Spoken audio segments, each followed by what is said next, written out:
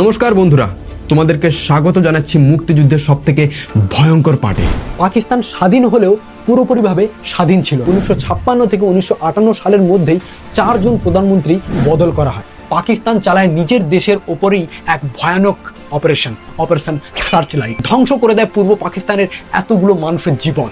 এটা ছিল মোট সংখ্যা, কিন্তু এই অপারেশন যখন শুরু হয় তখন এর থেকে বাঁচার জন্য মাত্র কিছুদিনের মধ্যেই বাংলাদেশের 10 লক্ষ মানুষ ভারতে এসে আশ্রয় নেয়। তো বন্ধুরা, যখন ভারতে এতগুলো শরণার্থী একসাথে এসে পড়ে তখন ভারতের প্রধানমন্ত্রী ইন্দিরা গান্ধী জেনারেল মানিক শাহের কাছে যান এবং তাকে বলেন যে তুমি যুদ্ধ করো এবং স্বাধীন করে দাও পূর্ব পাকিস্তানকে পশ্চিম পাকিস্তানের হাত থেকে। কিন্তু জেনারেল মানিক শাহ সেই সময় বলেন আমি এখন যুদ্ধ করতে পারবো না।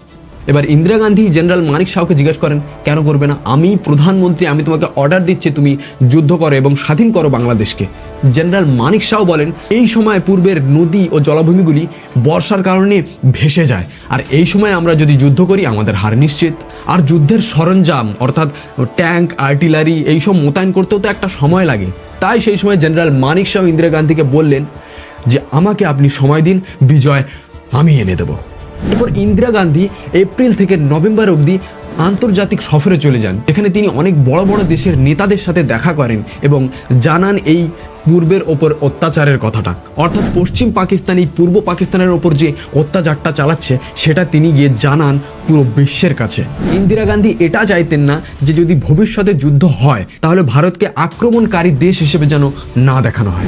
9 নভেম্বর 1971 সালে ভারত এবং সোভিয়েত ইউনিয়নের মধ্যে একটি 20 বছরের মৈত্রী ও সহযোগিতা চুক্তি হয়। আর এই চুক্তিটা ভারতের জন্য খুবই গুরুত্বপূর্ণ ছিল, কারণ আমেরিকা এবং চীন অলরেডি পাকিস্তানকেই সাপোর্ট করত।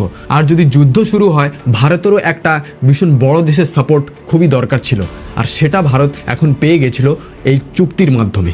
একদিকে যেখানে ইন্দিরা গান্ধী আন্তর্জাতিক সফর করছিলেন, অপরদিকে পূর্ব পাকিস্তানে গঠন হয়ে গেছিল মুজিবনগর সরকার ও মুক্তি বাহিনী সেনা। আসলে পাকিস্তানের আক্রমণের পর বাংলাদেশের সাধারণ মানুষ, সেনা, কৃষক সব সদস্যরা মিলে এই সংগঠনটাকে তৈরি করেছিল মুজিবনগর সরকার এবং মুক্তি বাহিনী সেনা। আর এই মুক্তি বাহিনী সেনাকে প্রধানত 2 ভাগে ভাগ করা হয়েছিল, একটি হচ্ছে গেরিলা আর একটি প্রধান মুক্তি বাহিনী সেনা। গেরিলা বাহিনী এটি ছোট ছোট গ্রুপে বিভক্ত হয়ে আক্রমণ চালাতো এবং আরেকটি ছিল মূল বাহিনী মুক্তি বাহিনী, যেটি বড় বড় আক্রমণ চালাতো। এবং সেই সময় ভারতেও যত মানুষ চলে এসেছিল পূর্ব পাকিস্তানের থেকে তাদেরকেও ভারত ট্রেনিং দিয়ে শক্ত করতে থাকে যুদ্ধের জন্য। সেই সময় ভারত প্ল্যান করছিল যেহেতু তাদেরকে পূর্ব পাকিস্তানের কাছাকাছি যুদ্ধ লড়তে হবে বা পূর্ব পাকিস্তানের ভেতরে যুদ্ধ লড়তে হবে, তাই তারা পূর্ব পাকিস্তানের সামরিক শক্তিকে শক্ত করতে বেশিরভাগ সেনাটাই পূর্ব পাকিস্তানে মোতায়েন করে দেন।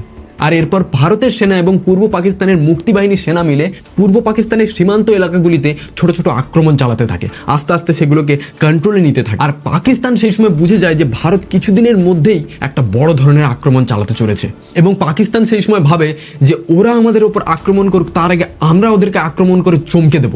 এবং যখন আমরা পশ্চিমে আক্রমণ করব তখন ভারতের মনোযোগ পূর্ব থেকে সরে পশ্চিমে চলে আসবে। আর ফাইনালি 3 ডিসেম্বর ভারতের 11টি বিমান ঘাঁটিতে আক্রমণ চালায় পাকিস্তান, ধুমধামাকা আক্রমণ একদম। আর এই হামলায় তাদের মূল লক্ষ্য ছিল ভারতের বিমান ঘাঁটিগুলোকে ধ্বংস করে দেওয়া, যাতে যখন ভবিষ্যতে যুদ্ধ হয়, যুদ্ধ তো শুরুই করে দিয়েছে পাকিস্তান, আর এই যুদ্ধের সময় যাতে ভারত আকাশপথে যুদ্ধ না করতে পারে।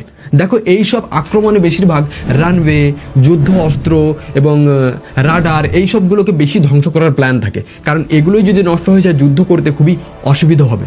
ভারত এদিকে চিন্তায় বসেছিল যে কিভাবে যুদ্ধটা শুরু করা যায়, আর পাকিস্তান এরকম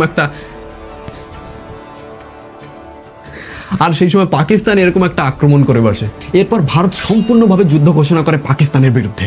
4 ডিসেম্বর 1971 ভারতের উপর পাকিস্তান আরও একটা বিশাল বড় আক্রমণ করে, যেখানে তারা 20,000-এরও বেশি সেনা এবং 40 থেকে 45টা ট্যাঙ্ক নিয়ে আক্রমণ করে ভারতের পশ্চিম প্রান্তে, অর্থাৎ রাজস্থানের জয়সলমেরের একটি ছোট্ট চেকপোস্টে লোঙ্গেওয়ালাতে। তাদের উদ্দেশ্য একদম সোজা ছিল লোঙ্গেওয়ালা চেকপোস্টটাকে জিতে তারপর জয়সলমেরের উপর কবজা করা।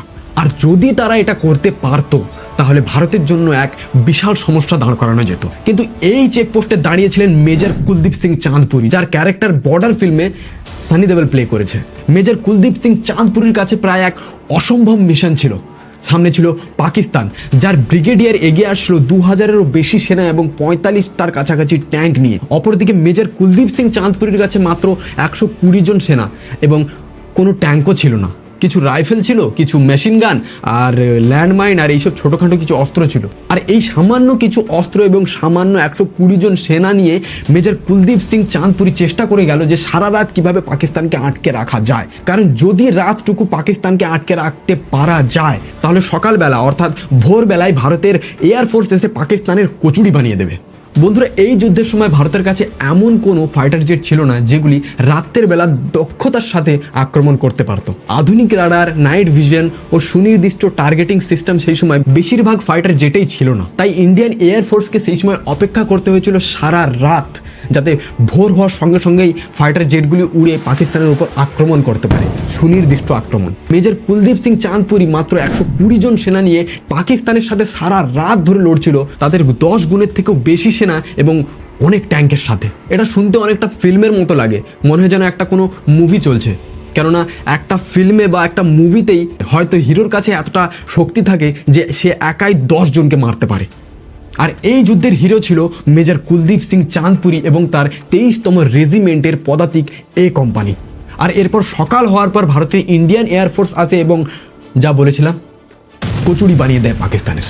আর এরপর ভারতের নেভিও আর ছাড়ে না, তারাও বলে যখন এয়ারফোর্স মারলো, ইন্ডিয়ান আর্মি মারলো, আমরা কেন ছাড়বো। এবং ভারতের নেভি সে সময় 2টি অপারেশন চালায়। এই অপারেশনে ভারতের নেভি পাকিস্তানের পিএনএস খাইবার নামের একটি ডিস্ট্রয়ার ডুবিয়ে দেয়, পিএনএস মুহাফিজ নামের একটি মাইন সুপার ধ্বংস করে দেয়, ভিনাস চ্যালেঞ্জার নামের একটি কার্গো জাহাজ যে কিনা গোলা বারুদ বহন করছিল তাকে ধ্বংস করে, পিএনএস শাহজাহান নামের একটি ডিস্ট্রয়ারকেও গুরুতরভাবে ক্ষতিগ্রস্ত করে দেয় এবং পাকিস্তানের গুরুত্বপূর্ণ তেল সংরক্ষণাগার অর্থাৎ কেমারি তেল সংরক্ষণাগারকে বিশালভাবে ধ্বংস করা হয়, যার ফলে করাচি বন্দরে ব্যাপক আগুন লেগে যায়। আরও একটি অপারেশন পাইথনে 8 থেকে 9 ডিসেম্বরে আরও অনেক ধ্বংস করে ভারত পাকিস্তানকে। আর বন্ধুরা, সেই সময় আমাদের সবথেকে গুরুত্বপূর্ণ জাহাজ ছিল আইএনএস বিক্রান্ত।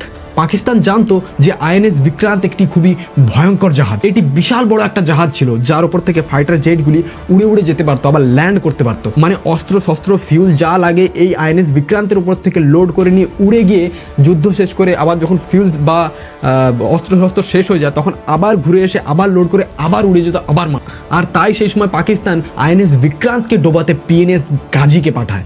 দেখো বন্ধুরা, পিএনএস গাজী ছিল একটি সাবমারিন যেটি কিনা জলের নিচে নিচে চলতো, একে সাইলেন্ট কিলার বলা হতো, মানে সাইলেন্টলি যাবে মেরে চলে আসবে। আর এই পিএনএস গাজীকেই পাঠানো হলো আইএনএস বিক্রান্তকে ধ্বংস করতে। আর এই সাবমারিনটি পাকিস্তান আমেরিকার কাছ থেকে নিয়েছিল এবং পুনর্নির্মাণ করেছিল পিএনএস গাজী নামে। আর পাকিস্তানের সময় এমনি সেই সময় খুবই খারাপ চলছিল, পিএনএস গাজীকে তো পাঠিয়েছিল কিন্তু ভারত সেই সময় ভেতরে ভেতরে খবর পেয়ে যায় যে পিএনএস গাজীকে পাঠিয়েছে পাকিস্তান। আর ভারতও বুঝে গিয়েছিল যে কেন পাঠাতে পারে, আমাদের কাছে সবথেকে গুরুত্বপূর্ণ যে জাহাজটা আছে সেটা হচ্ছে আইএনএস বিক্রান্ত, তার লক্ষ্য সেটাই হতে পারে। তাই ভারত বিক্রান্তকে মাদ্রাস অর্থাৎ এখনকার চেন্নাইয়ের থেকে সরিয়ে আন্দামানে লুকিয়ে দেয় এবং পিএনএস গাজীকে বিভ্রান্ত করার জন্য ইন্ডিয়ান নেভি বিশাখাপট্টনম থেকে ভুয়ো রেডিও সিগন্যাল পাঠাতে থাকে, এমন রেডিও সিগন্যাল পাঠাতে থাকে যেটা পাওয়ার পর পিএনএস গাজী ভাববে যে বিক্রান্ত বিশাখাপট্টনমে আছে। আর এই গাজী সেই সংকেত ধরে বিশাখাপট্টনমে পৌঁছে যায় এবং বিশাখাপট্টনমে গিয়ে গাজী দেখে যে সেখানে ছোট ছোট কিছু জাহাজ রাখা আছে। সেই জাহাজগুলোকে দেখেই পিএনএস গাজী ভাবে যে এগুলো হয়তো বিক্রান্তের সাপোর্টার বলতে পারো এক প্রকার। একটা যখন বড় জাহাজ চলে তখন সে একা চলে না, তার অনেকগুলো সেনাবাহিনী নিয়ে চলে, তো সে সেরকম কিছু ভাবে যে এগুলো হয়তো তার ছোট ছোট সাপোর্ট, মানে এক কথায় বলতে পারো রক্ষী জাহাজ। আর এই ভেবেই পিএনএস গাজী বিশাখাপট্টনমে চুপচাপ মাইন পাততে থাকে, চুপচাপ সাইলেন্ট কিলার তাই চুপচাপ মাইন পাততে থাকে। সেই সময় ভারতের নৌবাহিনীর একটা বড় জাহাজ বিশাখাপট্টনমেই ছিল যার নাম আইএনএস রাজপুত। আর এই আইএনএস রাজপুতই ঠিক সময় মতো ডেপ চার্জ করে এবং সেই ডেপ চার্জের কারণে পিএনএস গাজীর টর্পেডো চেম্বারে একটি বড় বিস্ফোরণ হয় এবং সেটি ধ্বংস হয়ে যায়। দেখো বন্ধুরা, টর্পেডো যে চেম্বারটি হয় সেটি হচ্ছে সাবমেরিনের এমন একটি জায়গা যেখানটায় অস্ত্র শস্ত্র বারুদ এরকম টাইপের এবং ফিউল টাইপের জিনিস রাখা হয়। আর যখন ডেপ চার্জ করা হয় তখন সেটা নিচে অর্থাৎ হয়তো 100 মিটার নিচে গিয়ে সেটা খুব জোরে ব্লাস্ট হয়, আর খুব জোরে ব্লাস্ট হওয়ার কারণে জলে খুব বেশি ধাক্কা খায়। আর এই জলে ধাক্কা খাওয়ার কারণে সাবমেরিনের ভেতরের যে টর্পেডো চেম্বারটা থাকে সেটা চিপকে মতো যায়, আর যার কারণেই এটা একটা বিশাল বড় বিস্ফোরণ ঘটায়। পিএনএস গাজীকে ধ্বংস করার পর আইএনএস বিক্রান্ত আবার চলে আসে বঙ্গোপসাগরে এবং হামলা করতে থাকে পূর্ব পাকিস্তানের ওপর। আর পাকিস্তান এরপর কি করবে ভেবেই পাচ্ছিল না, কারণ পশ্চিম থেকে পূর্ব পাকিস্তানের সেনা বা অস্ত্রশস্ত্র কিছুই পাঠানো প্রায় অসম্ভব হয়ে গেছিল। আকাশপথে যদি পাঠায় তাহলে এয়ারফোর্স, আর যদি জলপথে পাঠায় তাহলে আইএনএস বিক্রান্ত। আর এই আইএনএস বিক্রান্তকে যাকে মারতে পাঠিয়েছিল পিএনএস গাজী নামের একজন সাইলেন্ট কিলারকে, সে নিজেই ব্লাস্ট হয়ে পড়ে আছে বিশাখাপট্টনমে। আর লুঙ্গেওয়ালাতে মাত্র 120 জন মিলে তাদেরকে সারা রাত আটকে রেখেছিল এবং সকালবেলা আছে এয়ারফোর্স, ইন্ডিয়ান এয়ারফোর্স এসে তাদের কচুরি বানিয়ে দিয়েছে। তো কি করবে এখন পাকিস্তান? আর এরপর পাকিস্তান কিছু না ভেবে পেয়ে আমেরিকার কাছে যায় সাহায্য চাইতে, যে ভাই আমেরিকা ভাই প্লিজ হেল্প মি, ভারতের সাথে যুদ্ধ করতে তোমাদের হেল্প লাগবে, প্লিজ হেল্প মি। আর এরপর আমেরিকা তার 7ম নৌবহর পাঠিয়ে দেয়, US 7th ফ্লিট। কিন্তু বন্ধুরা, এখানে US 7th ফ্লিট বলতে গেলে আমেরিকা কিন্তু তার একটি জাহাজ পাঠায়নি, সে অনেকগুলি জাহাজ পাঠিয়েছিল। আর সেগুলি অনেক বড় বড় জাহাজ ছিল। বিক্রান্ত যে আমাদের ভারতের সবথেকে বড় জাহাজ, তার থেকে অনেক বড় বড় জাহাজ ছিল সেগুলি, এবং সেই জাহাজগুলির কাছে পারমাণবিক অস্ত্রও ছিল। আর তাদের উদ্দেশ্য একটাই ছিল যে ভারতকে চাপে ফেলে ভয় দেখিয়ে যুদ্ধ থেকে পিছনে সরিয়ে দেওয়ার। কিন্তু ভারতও কিছু সময় আগে সোভিয়েত ইউনিয়নের সাথে একটি চুক্তি করে এসেছিল। আর ভারত যখন সোভিয়েত ইউনিয়নের কাছে সাহায্য চায়, তখন ভারতকে সাহায্য করতে সোভিয়েত ইউনিয়ন পাঠায় তার এক বিশাল শক্তিশালী নৌবাহিনী। এতে প্রায় 18 থেকে 22টি যুদ্ধজাহাজ এবং সাবমেরিন ছিল। আরও তার সাথে পাঠিয়েছিল ক্রুজার্স, ডিস্ট্রয়ার্স, ফ্রিগেটস, এই সব। আর এটি এত ভয়ঙ্কর ছিল যে আমেরিকা অবধি পেছনে হটতে বাধ্য হয়েছিল। আর আমেরিকা এই যুদ্ধের থেকে সরে যাওয়ার পর পাকিস্তানের আর কিছু করার ছিল না, তারা তো এমনিতেই আগেই যুদ্ধ হেরে গেছিল বলতে গেলে চলে। কিন্তু আমেরিকা জোরেই এতক্ষণ হয়তো চুঁচা করছিল, যা করছিল, কিন্তু আমেরিকা সরে যাওয়ার পর আর পাকিস্তানের কোনো ক্ষমতা বেঁচে থাকলো না। আর তারপর ভারত আর বেশি দেরি করলো না, তারা পাকিস্তানের সেনাদের বলল, পূর্ব পাকিস্তানে, যে তোমাদেরকে মাত্র 30 মিনিট সময় দিচ্ছি, বেরিয়ে আসার হয় বেরিয়ে আসো, আমাদের সামনে আত্মসমর্পণ করো, নাহলে কিন্তু আমরা আমাদের আর মাথা ঠিক রাখতে পারবো না, আমরা কিন্তু উড়িয়ে দেবো। আর ফাইনালি 1971 সালের 16ই ডিসেম্বর ঢাকার রেসকোর্স ময়দানে ইতিহাসের এক অবিস্মরণীয় দৃশ্যের জন্ম হয়। পাকিস্তানের লেফটেন্যান্ট জেনারেল নিয়াজি ভারতের লেফটেন্যান্ট জেনারেল আরোরার কাছে আনুষ্ঠানিকভাবে আত্মসমর্পণ করে। 93,000 সেনা ভারতের সামনে অস্ত্রশস্ত্র ফেলে দিয়ে আত্মসমর্পণ করে। আর এটা ছিল দ্বিতীয় বিশ্বযুদ্ধের পর সবথেকে বড় সামরিক পরাজয়। আর এরপর সাধারণভাবেই পূর্ব পাকিস্তান নাম পাল্টে তৈরি হয় বাংলাদেশ। তো বন্ধুরা, এই ছিল বাংলাদেশের সম্পূর্ণ মুক্তিযুদ্ধ। দেখো, অনেকেরই মনে হতে পারে যে অনেক কিছু মিসিং আছে, কিন্তু সব কিছু কমপ্লিট করা, অর্থাৎ যেগুলো এত বছরে ধরে ঘটেছে সেগুলো কমপ্লিট করা একটা এই ছোট ভিডিওর মাধ্যমে সম্ভব না। আর বাকি আমি সেগুলো কভার করতে চাই না যেগুলো অন্য ইউটিউবাররা অটোমেটিকলি বলে রেখেছে। আমি চাই সেগুলোকে কভার করতে যেগুলো অলরেডি অজানা।